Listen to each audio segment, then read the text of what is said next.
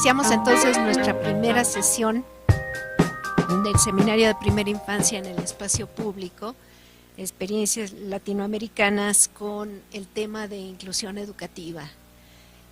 Ya en otras conferencias que hemos tenido del año pasado, se abordó lateralmente, digamos, algo de la diversidad, de la importancia, digamos, de que no puedes concebir ahora un solo modelo ni de crianza ni de desarrollo para todos si estamos viviendo en un mundo diverso, multicultural. Y en este sentido ahora vamos a tratar específicamente el tema de inclusión educativa, que aunque ahora inclusión tiene un concepto mucho más amplio que el que en un inicio se manejaba como nada más equivalente a niños con discapacidad o con necesidades educativas especiales. Ahora se le ha dado, digamos, un enfoque mucho mayor. Y les decía, estamos iniciándonos en este tema que es el de inclusión educativa, con una experta que tiene tanto en la práctica en el campo como en la investigación toda la autoridad, digamos, para hablar de este tema, y es la doctora Clara Lourdes Mesa García. Muchas gracias, Clara, por tenerte. Hizo el viaje especial de Oaxaca acá, que no es poca cosa, y para estar presencialmente, lo cual aprecio muchísimo. Y bueno, nos da un gusto porque, bueno, para nosotros, aunque ustedes también nos ven aquí cara a cara, no es lo mismo que tenerla aquí en físico. Entonces, bien, les digo un poquito quién es Clara Mesa. Clara se ha desempeñado como docente durante 32 años en los servicios de educación especial del estado de Oaxaca, un estado conocido por su diversidad cultural,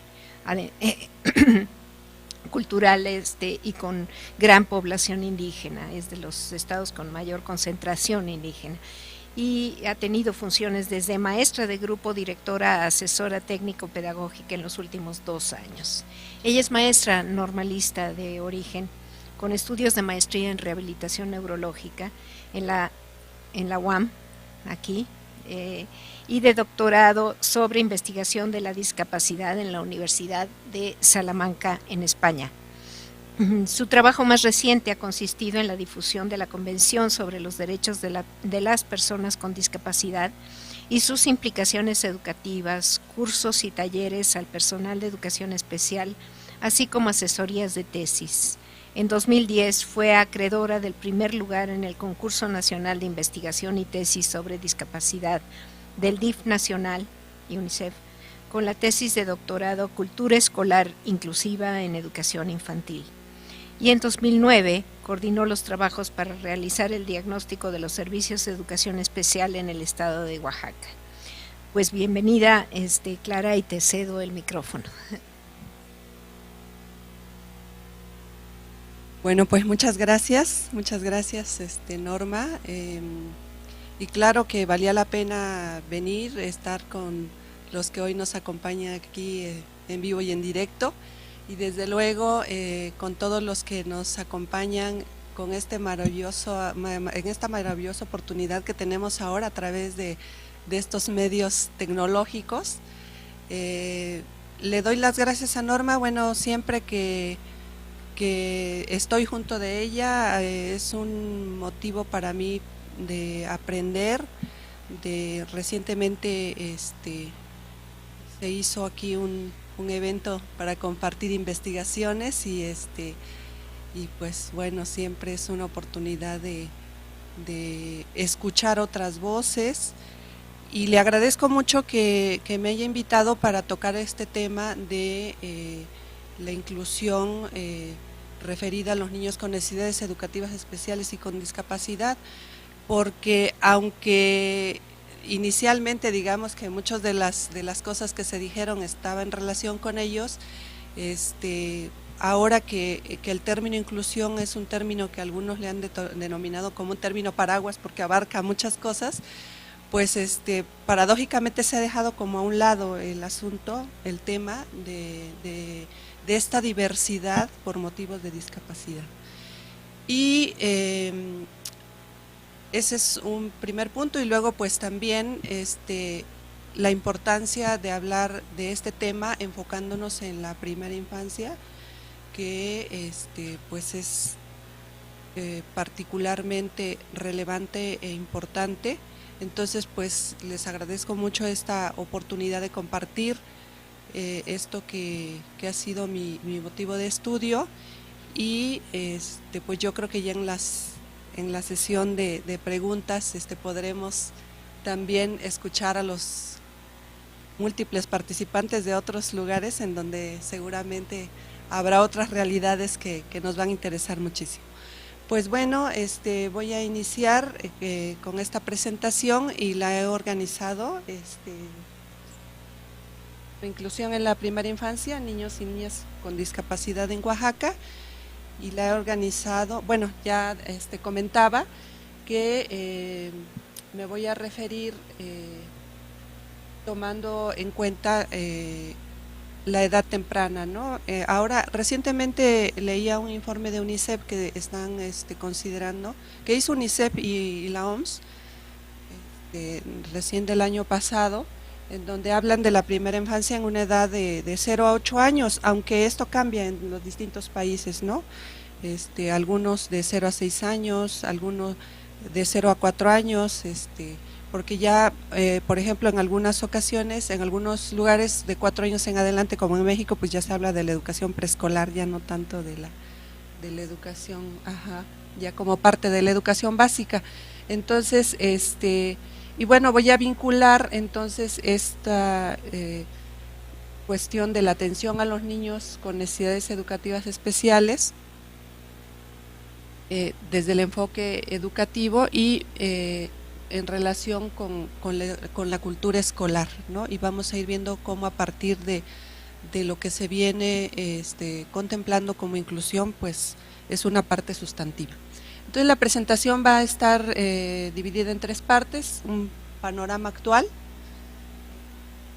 sobre el tema, en la segunda parte ya enfocado propiamente a la intervención temprana que se está diciendo actualmente, y en una última parte pues les voy a compartir algunos de los resultados del trabajo que hice sobre cultura escolar inclusiva en centros de desarrollo infantil en Oaxaca. Entonces voy a iniciar, y bueno, para referirme a la inclusión de las personas con discapacidad, pues ahorita es un referente obligado la Convención sobre los Derechos de las Personas con Discapacidad. Dado que, bueno, se han escrito muchos artículos, es un tema de debate desde hace ya algunos años, y cuando se habla de educación, pues todavía más, ¿no? Entonces, a partir del 2006, de diciembre de 2006, en que es aprobada la Convención sobre los Derechos de las Personas con Discapacidad, pues yo creo que es un referente fundamental para hablar del tema de inclusión, ¿no? Y entonces yo haré alusión al artículo 24, que es el que se refiere a educación, pero no dejaré de referirme también a otras cosas que son muy, muy importantes de considerar para hablar de la inclusión. Bueno, en primer término, la Convención reconoce que el término discapacidad o el concepto de discapacidad ha venido cambiando en el tiempo, ¿no? Y hay trabajos relacionados, por ejemplo, con la clasificación internacional del funcionamiento, la discapacidad y la salud de la OMS, en donde se han vertido cuestiones culturales y de factores sociales que antes no estaban consideradas para el concepto actual, y un modelo social desarrollado que pone el énfasis ahora en todos esos factores contextuales que están incidiendo para que la discapacidad se configure. ¿no? Entonces, estamos en un momento en que la discapacidad no es un asunto nada más de la persona o no es un problema de la persona, ¿no?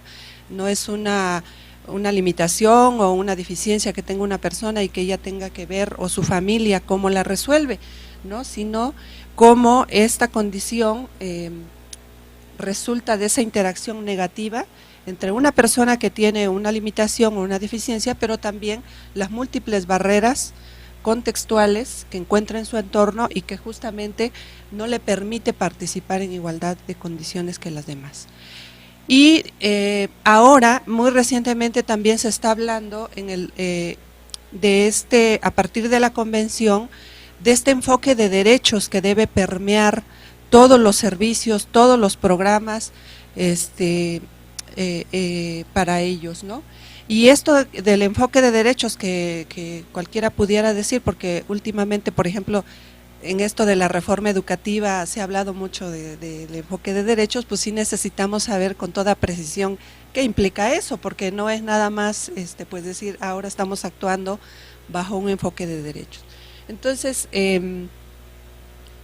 se ha establecido que, bueno, este enfoque de derechos tiene 4 valores fundamentales. Uno que tiene que ver con la dignidad de las personas, ¿no? Entonces, en este sentido, son sujetos con un valor intrínseco, ¿no?, e inestimable como cualquier otra persona, y deben de dejar de ser considerados entonces como objetos de protección, objetos de tutela, objetos de la caridad, que es el concepto que habitualmente se maneja en los programas, en los medios de comunicación, cuando se habla de ellos, ¿no? También viene este valor de su autonomía y de su capacidad de autodeterminación. Generalmente se considera que una persona con discapacidad pues es justamente eso, ¿no?, incapaz de poder saber qué quiere, qué desea, cuáles son sus sueños, qué puede ser desde su punto de vista importante para su vida, ¿no? Y entonces ahora se está trabajando mucho en esto de la autodeterminación como esa capacidad de decidir sobre la propia vida. Desde luego, pues el valor de la igualdad, ¿no?, que estos derechos que se estipulan en la convención no es que sean otros derechos diferentes a los derechos de cualquiera de nosotros, sino que, bueno, el trabajo de la convención fue cómo se reflejan esos derechos generales o cómo se tienen que expresar ya en una persona con discapacidad. Cuando se habla de educación, de salud, de cultura, de recreación, etcétera.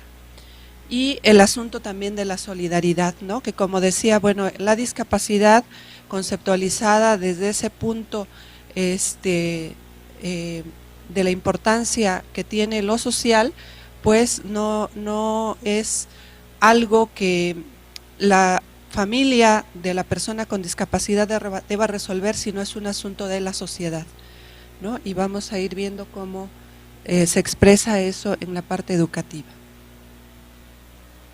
Y quise retomar esto que encontré en un libro de Jürgen Habermas, un filósofo alemán que habla de la inclusión y que me pareció un concepto que puede ayudarnos a clarificar mucho en estos debates que se están llevando a cabo sobre la inclusión, y que a menudo se dice, bueno, ¿cuál es la diferencia entonces con integración, ¿no? Si antes se hablaba mucho de integración, ahora se está hablando de inclusión, ¿es una cuestión nada más de moda o qué pasa, ¿no? Y entonces esto de la inclusión tiene que ver justamente con lo que Habermas dice, ¿no?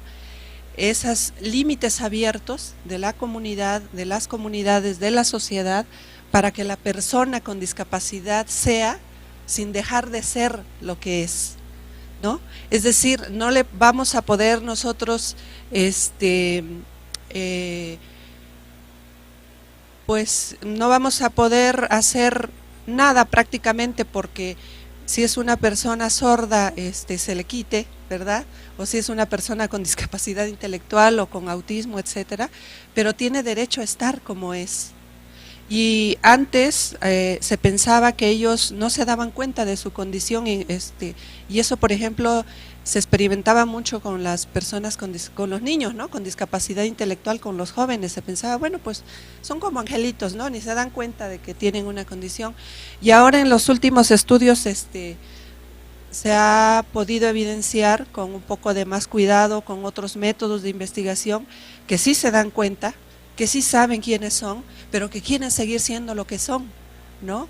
Y que a eso se refiere a Habermas entonces. Y esa es la gran diferencia para mí que nos plantea esto de la inclusión, ¿no?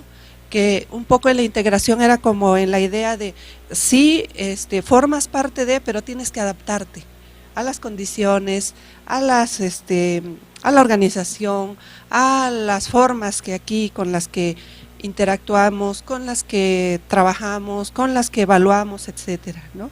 Entonces eso es una cosa fundamental porque en ese sentido se tienen que desarrollar. Entonces hay un investigador que es referente fundamental de los estudios que se han hecho ahora sobre discapacidad, Mike Oliver, que dice, no se trata de que nos inviten a participar en el mismo juego, se trata de que ahora inventemos otro juego en el que todos tengamos cabida, ¿no? No que nosotros tengamos que jugar con las reglas del juego que ya había, sino que ahora se haga otro tipo de juego. Entonces esto es lo que un poco marca la diferencia en lo que actualmente se considera como inclusión. Y entonces, como yo decía, bueno, a estos puntos fundamentales tenemos que tenerlos como siempre presentes a la hora que hablamos de inclusión y que están en la convención a lo largo de los 50 artículos que la conforman, ¿no? Uno, el sujeto de derecho. En el artículo 12 de la convención dice que todas las personas con discapacidad tienen el mismo valor ante la ley, ¿no? Y recientemente en México hubo una demanda de un joven con autismo, no sé si ustedes se enteraron, pero en donde le está exigiendo que se ponga en práctica ese artículo para que él pueda decidir sobre sus bienes, ¿no? Entonces, y bueno, se llevó hasta la Suprema Corte, se han utilizado ahí algunos recursos jurídicos para decir, bueno, sí, pero pues tienes que demostrar primero que sí eres capaz, ¿no? Para que sí se te pueda dar, ¿no? Entonces, ahora, sobre todo en personas con discapacidad intelectual, en personas con autismo, pues se está haciendo un trabajo muy fuerte, ¿no? Y se tiene que seguir haciendo un trabajo legislativo para que realmente puedan ellos, tener ese derecho que cualquiera de nosotros tenemos, ¿no? Ahora, por ejemplo, el derecho de votar, en México ya en las pasadas elecciones ya se hicieron algunas adecuaciones, adaptaciones para que las personas puedan ir a votar, ¿no? Pero falta, por ejemplo, para las personas con discapacidad intelectual estos apoyos en lectura fácil para que puedan ellos tener acceso y igual que para votar, para muchas otras cosas. El tema también de la integridad, ¿no? Habitualmente cuando hablamos de personas con discapacidad siempre las miramos como por lo que le falta, ¿no? No oye, no habla, no puede ver, es decir, todo por lo que le falta y difícilmente las consideramos como personas en su completud, ¿no? Entonces, que esa limitación, esa deficiencia no significa que no tengan una integralidad como personas. Una identidad valorada también, ¿no? Es decir, en la convención también, en el artículo 8, cuando habla de la toma de conciencia, dice, necesitamos que nos valoren lo que somos y también valoren lo que podemos aportar a la sociedad, ¿no? Y habitualmente los vemos justamente como lo contrario, como, híjole, pues prácticamente pues hay que resolverles muchas cosas y casi prácticamente no pueden aportar nada a la sociedad, ¿no? Y continuamente estamos en los medios de comunicación, en los programas que se impulsan para ellos, pues tienen esa connotación, ¿no? uno de los programas, por ejemplo, uno de los de las acciones más relevantes casi en Latinoamérica es esta cuestión, por ejemplo, del Teletón, que tiene varios nombres en diferentes países, pero que justamente es esta visión como hay el pobrecito, hay que darle ayuda, hay que llorar un poco y pues desprendernos de algo que podamos ofrecerles, ¿no? Entonces se sigue a través de los medios machacando esa idea de esa subestimación, de esa subvaloración de las personas, ¿no? Y poco vemos cosas, por ejemplo, de los logros que tienen, de las cosas que hacen, de las aspiraciones que tienen, porque pues también pocas oportunidades hay. También el asunto de el derecho a vivir en la familia y en la comunidad, ¿no? Bueno, a lo mejor los países latinoamericanos no hemos vivido tanto esta cuestión de que existan instituciones hospitalarias, casi hospitalarias o residenciales en donde vayan y vivan ahí, ¿no? Vivan ahí separados de su familia y de su comunidad, pero pues como la convención es internacional, bueno, en muchos países sí es una realidad que la persona con discapacidad va a las residencias y ahí vive, ¿no? Ahí vive lejos de su familia, lejos de su comunidad. Y bueno, lo que sucede en los países latinoamericanos es también que muchas veces los programas educativos, los programas de salud dirigidos para ellos, pues sí obligan a las familias a trasladarse a otros lugares, ¿no? Por ejemplo, bueno, centros educativos que no hay en comunidades cercanas, las familias se tienen que dividir para irse a vivir a donde haya una escuela donde los acepte o haya un centro donde se les pueda brindar la atención. El otro punto fundamental también es esto del principio del diseño universal. Yo creo que esto es fundamental para el tema de la educación, ¿no? En México la reforma del año 92, cuando vino esto del Acuerdo Nacional para la Modernización de la Educación, una de las decisiones que se tomaron fue con la integración, con el movimiento de integración, fue que los alumnos con discapacidad tendrían que acceder al currículum común, decían, ¿no? Y mucho se ha dicho, y en muchos artículos aparece, no un currículum paralelo, un currículum para todos. Pero esto del currículum para todos se entendió y se ha entendido y se sigue entendiendo de que es el mismo currículum para ellos, ¿no? Y entonces ha habido de veras, al menos mi experiencia como maestra, como directora, como asesora, es una gran dificultad para que los alumnos puedan trabajar con el currículum como está diseñado. Y entonces a partir del diseño universal, que es un término que vino tomado de la arquitectura, ¿no? Y que se empezó a trabajar cuando se dijo, bueno, hay que hacer rampas, hay que hacer medios de acceso para los edificios, para las banquetas, etcétera. Ahora se está tomando como un punto fundamental para el aprendizaje y hay toda una corriente actual que está trabajando el diseño universal para el aprendizaje y en donde una de las principales cosas que dice el currículum, así como está diseñado en general en la mayoría de los países, no es un currículum que responda a la diversidad, es un currículum que está hecho para un niño, ¿no? Para un niño promedio, dicen, que no existe, pero que más o menos tiene garantizado, pues que ve, que puede, y un ejemplo muy claro, por ejemplo, son los libros de texto, ¿no? Pues los libros de textos están hechos para niños, salvo en México, salvo los libros que están hechos ahora para los niños de alguna habla indígena, ¿no? Que ya aparecen en su lengua. Y para los niños débiles visuales se hicieron los macrotipos, pero son los mismos libros de texto, nada más que amplificados. ¿sí? O sea, no hay el cuidado del contenido, no hay el cuidado del tipo de letra, del color de la letra, todo eso que desde el diseño universal, por ejemplo, ahorita se está trabajando en una parte muy fuerte que se llama textos de lectura fácil, ¿no? En donde hay toda una serie de recomendaciones y son textos para niños, por ejemplo, con discapacidad visual o con problema de aprendizaje o con discapacidad intelectual. Y entonces el principio del diseño universal pues dice eso, ¿no? Justamente que el currículum debe garantizar que el alumno se entere de qué va a aprender, ¿verdad? Que el alumno,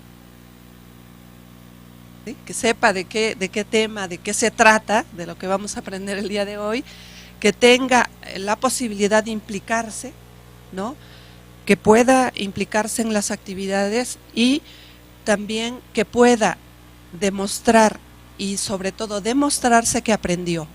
Y eso es algo fundamental, porque yo creo que en la parte de educación eso es algo que hemos descuidado un poco. Para este asunto de la autodeterminación que decíamos, es fundamental que los alumnos sepan que aprendieron, sepan que tiene una razón de ser el ir a la escuela, sepan que fue importante ir ese día a la escuela porque algo aprendieron. Entonces, este principio de diseño universal es algo que tenemos que tomar muy en cuenta. Y el principio de autodeterminación, que ya me había referido un poco anteriormente, y que tiene que ver con este sentimiento de tener el control de la vida en sus manos. No quiere decir, como se había entendido un poco anteriormente, que actuar independientemente o actuar sin el apoyo de los otros. No, en este aspecto, y vamos a ver más tarde, más adelante, los apoyos se vuelven fundamentales y una persona puede necesitar de apoyos para autodeterminarse,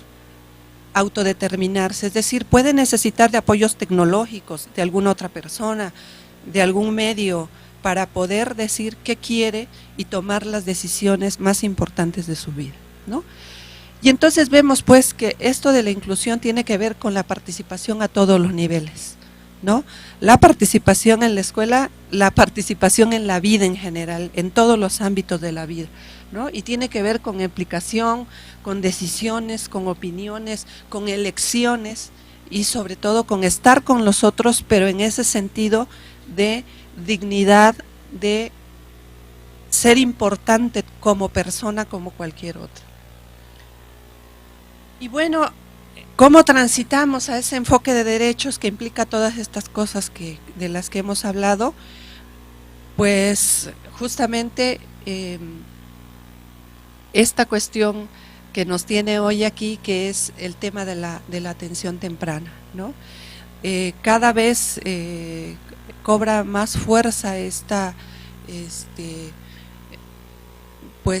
evidencia de la importancia que tiene para los niños que nacen en alguna condición de riesgo o ya con alguna condición de discapacidad, la intervención y la educación temprana, ¿no? Entonces, estaba revisando, cuando yo hice el trabajo de intervención temprana, bueno, había algunas cosas ahí que ahora las confirmo. En este documento, hay un documento de debate que está ahora de la UNICEF y la OMS que yo les recomendaría que leyeran. Había aparecido uno de la UNESCO del 98 que hablaba específicamente sobre atención temprana. Ahora este es uno de los que se enfocan en el tema y le llaman ellos un documento de debate porque justamente pues todas estas cosas siguen siendo cosas como no tomadas en cuenta, ¿no?, en los distintos países, ¿no? Entonces, esto de que los primeros años pues es pues las bases, ¿no?, es donde nosotros adquirimos pues todos los andamios, todos las bases para nuestro desarrollo y aprendizaje, ¿no? Son los años cruciales de la organización neurológica y del comportamiento. Y esa es una cuestión fundamental a la hora de impulsar la intervención temprana.